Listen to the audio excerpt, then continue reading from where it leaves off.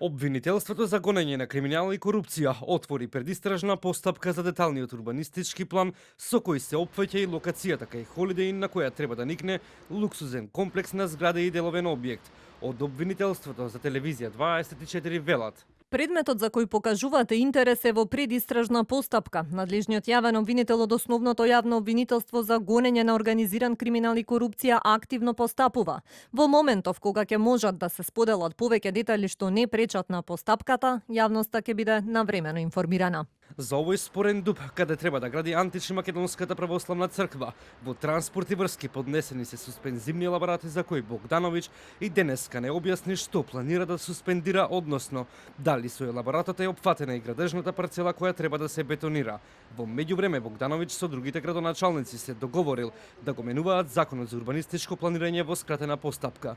Градоначалникот на Центар смета дека законот ќе го менуваат за да си ја олеснат урбанизацијата. Сега ни е потребно брзи постапки, бидејќи вие џабе и да донесете било каква суспензија или било каква одлука, ако не донесете план, не сте постигнале целта. За разлика од Богдановиќ, скопскиот градоначалник Петре Шлегов смета дека треба да има суспензија за планови неусогласени со генералниот урбанистички план.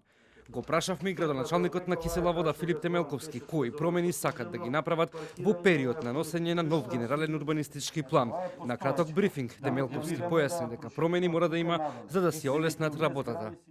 Една од клучните барања на општина Кисела вода во обидот за изменување на законот за урбанистичко планирање и тоа да секое физичко или правно лице, односно инвеститорот, сам си го уредува просторот преку ангажирање на планерска куќа која ќе го направи планот, а потоа ќе го достави до општината каде клучната одлука ќе треба да ја донесе Комисијата за урбанизам, односно да минува или одбие таков план.